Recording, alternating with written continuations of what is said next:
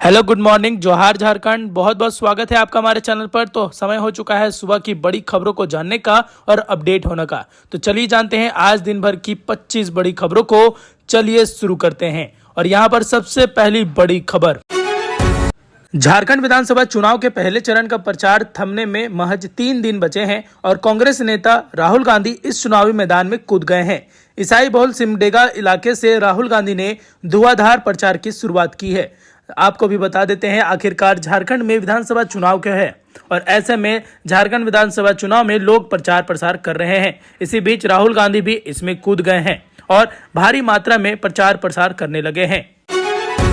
आपको बता दें झारखंड विधानसभा चुनाव के दौरान 10 नवंबर को प्रधानमंत्री नरेंद्र मोदी झारखंड आएंगे। वे रांची में भाजपा प्रत्याशी सीपी सिंह के समर्थन में ओटीसी ग्राउंड से न्यू मार्केट चौक तक भव्य रोड शो करेंगे। वहीं आज शुक्रवार को राहुल गांधी चुनावी समर में एंट्री करेंगे।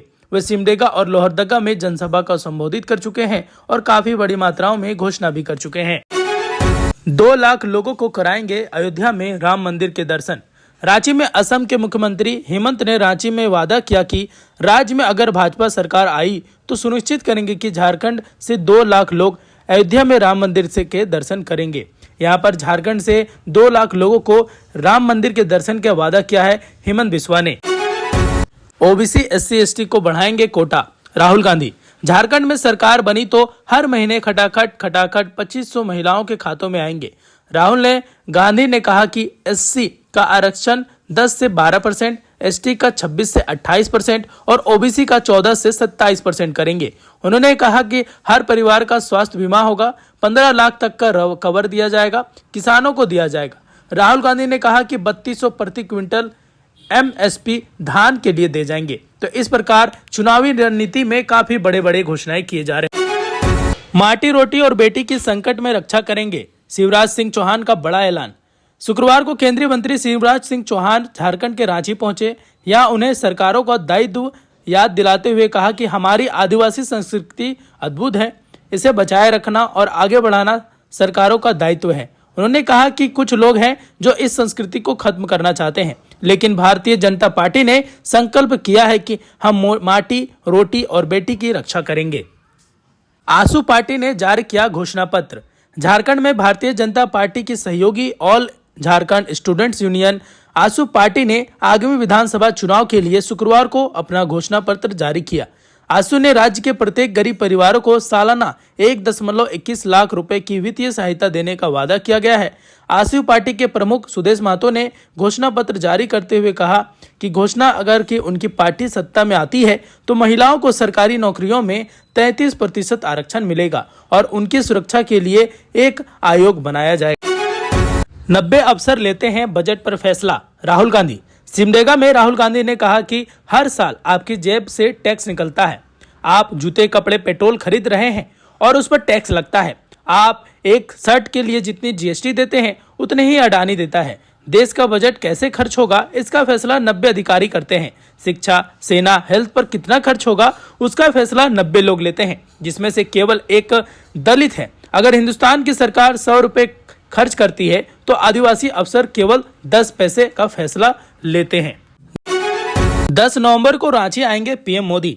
प्रधानमंत्री ने 10 नवंबर को भाजपा प्रत्याशी सीपी सिंह के समर्थन में रांची के ओटीसी ग्राउंड से न्यू मार्केट चौक तक का भव्य रोड शो करेंगे। रोड शो के दौरान मोदी रांची के प्रमुख इलाकों जिससे गुजरते हुए जनता से सीधा संवाद करेंगे। बाद में मोदी चंदनक्यारी में नेता प्रतिपक्ष अमर बावरी और गुमला में भाजपा प्रत्याशी व पूर्व सांसद सुदर्शन भगत के समर्थन में एक जनसभा को भी संबोधित करेंगे। चंपाई सोरेन ने बताया क्यों बीजेपी से शामिल हुए मंडल मुर्मू। झारखंड के पूर्व मुख्यमंत्री चंपाई सोरेन ने गुरुवार को दावा किया कि सिद्धू कान्हू के वंशज मंडल मुर्मू संथाल परगना में आदिवासियों की दुर्दशा के कारण भाजपा में शामिल हुए हैं। सरायकेला विधानसभा क्षेत्र से भारतीय जनता पार्टी उम्मीदवार सोरेन ने आरोप लगाया कि बांग्लादेशी घुसपैठिए स्थानीय आदिवासियों के लिए समस्याएं पैदा कर रहे हैं और राज्य सरकार कार्रवाई करने में विफल हो रही है। झारखंड की शेरनी कल्पना सोरेन। जी हां, जेएमएम नेता मनोज पांडे का कहना है कि कल्पना सोरेन की रैलियों में जो भीड़ उमड़ रही है उससे वे बीजेपी घबरा गए हैं। जो समूह समाज में जहर घोलने का हथियार बनाकर चुनाव लड़ रहे हैं, वे नफरत फैलाकर समाज और देश को तोड़ रहे हैं। एक महिला को मिल रही जन समर्थन को देखकर वे क्यों घबरा गए हैं? वह झारखंड की शेरनी है, अपनी बुरी तरह से हारने वाले हैं, बस इंतजार करें। मलेशिया में फंसे झारखंड के 41 मजदूर, मां ने राज्य और केंद्र सरकार से की ये अपील। आपको बता दें, नौकरी करने के लिए झारखंड से मलेशिया गए 41 श्रमिक वहां फंस गए हैं। 2.5 महीने से उन्हें वेतन नहीं मिला है। इन लोगों ने एक वीडियो संदेश जारी किया, भारत सरकार और झारखंड सरकार से मदद की गुहार लगाई है। वहीं एक श्रमिक की मां ने सरकार से अपील की है कि उनका वतन वापसी सुनिश्चित की जाए। मजदूरों ने एक वीडियो जारी कर कहा, हम लोग 2.5 महीने से फंसे हैं। 1.5 महीने कंपनी के अंदर बैठे रहे हैं, अब 1 महीने से भारतीय दूतावास में बैठे हैं। 3 महीने से हमें वेतन नहीं मिला। दूतावास के अधिकारियों ने हमें आश्वासन दिया था कि वे पैसे दिलवाकर स्वदेश भेजेंगे, लेकिन अब तक कोई कार्रवाई नहीं हुई है। मलेशिया में फंसे ये श्रमिक हजारीबाग, बोकारो और गिरिडीह जिले के हैं। इनका वीडियो संदेश आते ही उनके परिजन चिंता में डूब गए हैं। एक बुजुर्ग महिला ने कहा कि उनका बेटा नौकरी करने के लिए मलेशिया गया था, वहां फंस गया है। उसका पासपोर्ट बनवाकर टिकट भेज दो। इलाज के लिए पैसा भी नहीं है। बच्चों के स्कूल की फीस का पैसा कहां से देंगे? श्रमिकों के परिजनों ने कहा कि रोजी रोटी की तलाश में सरहद लांघकर लोग मलेशिया गए थे। पराये मुल्क में अब उन्हें खानाबदोश की जिंदगी गुजारनी पड़ रही है। वही घर में उनके परिजन उनकी वतन वापसी का इंतजार कर रहे हैं। परिजनों और प्रवासी श्रमिकों के लिए काम करने वाले सिकंदर अली ने झारखंड और केंद्र सरकार से अपील की है कि वह अपने राज्य से काम करने के लिए विदेश गए इन सभी मजदूरों की सुनिश्चित वतन वापसी सरकार सुनिश्चित करे।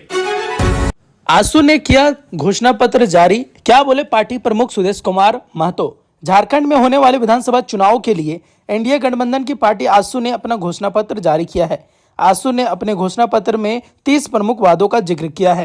पार्टी खुद को राज्य में बदलाव लाने वाला अगुवा बता रही है। उनका लक्ष्य सरकार को मजबूत बनाना और राज्य में समृद्धि लाना है। इस दौरान पार्टी के प्रमुख सुदेश महतो, विधायक लंबोदर महतो, रामचंद्र सहित सांसद चंद्र प्रकाश चौधरी और पार्टी के वरिष्ठ नेता डॉक्टर देवशरण भगत समेत कई अन्य लोग मौजूद थे। घोषणा पत्र जारी करने हुए पार्टी प्रमुख सुदेश कुमार महतो ने कहा कि 5 साल तक चली वर्तमान राज्य सरकार ने झारखंड और झारखंड सरकार की असीमता पर चोट पहुंचाया है।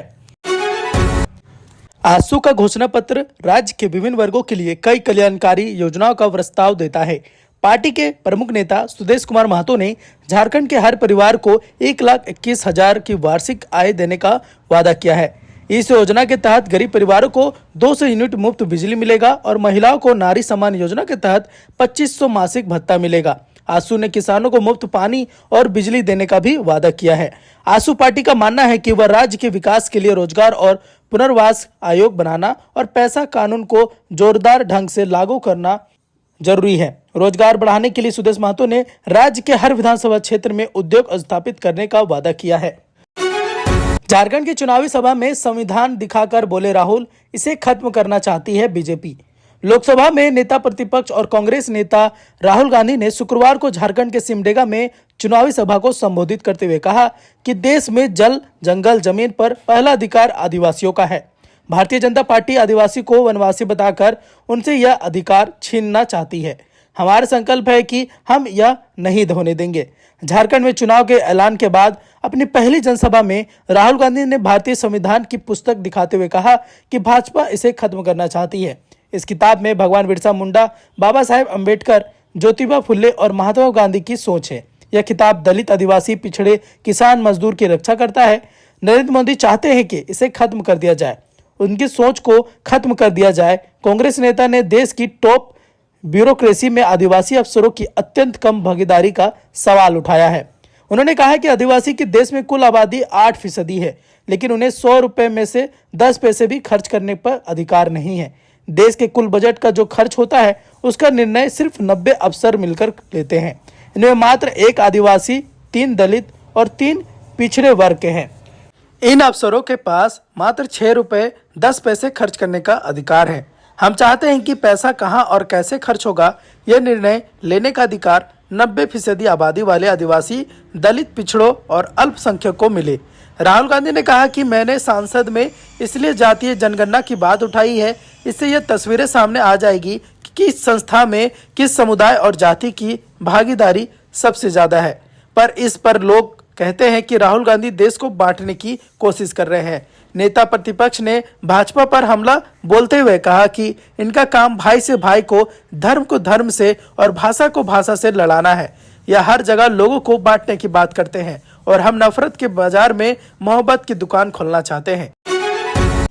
कांग्रेस नेता ने कहा कि हमारी सरकार बनने पर देश में 50% के आरक्षण का लिमिट खत्म कर देंगे। दलितों, आदिवासियों और पिछड़ों का आरक्षण बढ़ेगा। हम यह करके दिखाएंगे। झारखंड चुनाव की चर्चा करते हुए उन्होंने कहा कि जैसे ही हमारी सरकार आएगी, हर महिला के खाता में हर महीने खटाखट 2500 रुपए जाएंगे। हर परिवार को स्वास्थ्य बीमा में 15 लाख का कवर मिलेगा और किसानों को धान पर प्रति क्विंटल 32 रुपए का MSP देंगे। उन्होंने कहा कि हमारे गठबंधन ने 450 रुपए में गैस सिलेंडर, हर व्यक्ति को 7 किलो अनाज मुफ्त देने का वादा किया है। सुप्रीम कोर्ट ने झारखंड में बांग्लादेशी घुसपैठ से जुड़े मामले में केंद्र को जारी किया नोटिस। सुप्रीम कोर्ट ने झारखंड में बांग्लादेशी घुसपैठ की जांच से जुड़े मुद्दे में राज्य सरकार की याचिका पर शुक्रवार को सुनवाई करते हुए केंद्र सरकार को नोटिस जारी किया है। झारखंड हाईकोर्ट ने इस मामले में एक जनहित याचिका 20 सितंबर को जारी किया है। आपको बता दें, अगर आप भी झारखंड में हैं तो ये सारी याचिकाएं आपको जानकारी होगी, लेकिन बहुत सारी अपडेट आते रहती है जिसमें घुसपैठियों को लेकर बड़े मुद्दे आते हैं। याचिका पर 20 सितंबर को सुनवाई पूरी करने के बाद घुसपैठ की जांच के लिए केंद्र और राज्य सरकार की याचिका यहां पर बड़ी अपडेट बनाने का आदेश दिया गया था और केंद्र और राज्य सरकार की फैक्ट फाइंड कमेटी बनाने का आदेश दिया था। झारखंड में छठ खत्म होते ही ठंड ने दी दस्तक।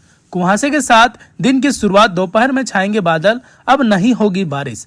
झारखंड में दिन की शुरुआत कुहासे से हो रही है, लेकिन दोपहर तक मौसम साफ हो जा रहा है। आज भी दिन की शुरुआत कुहासे के साथ हुई है। वहीं छठ के अंतिम दिन से ही ठंड ने दस्तक दे दी है। बीते 48 घंटे से मौसम साफ है। मौसम विभाग की रिपोर्ट के मुताबिक धीरे धीरे ठंड बढ़ेगी। मौसम विज्ञान केंद्र रांची का कहना है कि आज मौसम खुशनुमा बना रहेगा। मौसम में किसी तरह के बदलाव के आसार नहीं है। दोपहर में आंशिक बादल छाए रहेंगे, लेकिन शाम होते होते मौसम पूरी तरह शुष्क हो जाएगी। इस दौरान बारिश की गई संभावना नहीं है। मौसम विभाग ने कहा है कि अभी बादल धूप की एक साथ स्थिति बन रही है। ऐसे में झारखंड का तापमान अधिकतम 33 डिग्री तक जा सकता है। इस वजह से 2 दिन दोपहर हल्की गर्मी का एहसास जरूर हो सकता है। जहां तक रही जिलों के तापमान की बात, तो सभी जगह लगभग सेम डिग्री रहेगी और अंतिम 31 डिग्री तक सेल्सियस जाएगा। विदेशी धरती पर बिहार और झारखंड जैसा एहसास, अमेरिका में कुछ इस अंदाज में छठ पूजा मनाई गई। आपको बता दें, न्यू जर्सी में बसे बिहार और झारखंड के लोग उत्साह के साथ छठ मना रहे हैं। इस साल संध्या अर्घ के लिए 11,000 से ज्यादा श्रद्धालु इकट्ठा हुए। यहाँ केले के तनों और रोशनी से सजे घाट ने बिहार के पारंपरिक घाटों की भावना को जीवित कर दिया। भारत ही नहीं, दुनिया के कई देशों में बड़ी धूमधाम के साथ छठ का त्योहार मनाया जा रहा है।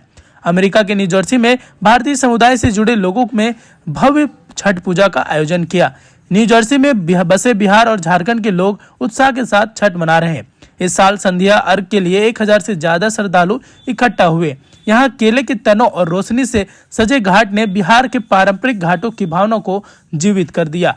अगर आप भी झारखंड में और बिहार में रहते हैं तो आपको छठ पूजा की एहसास देखते ही बनती हो।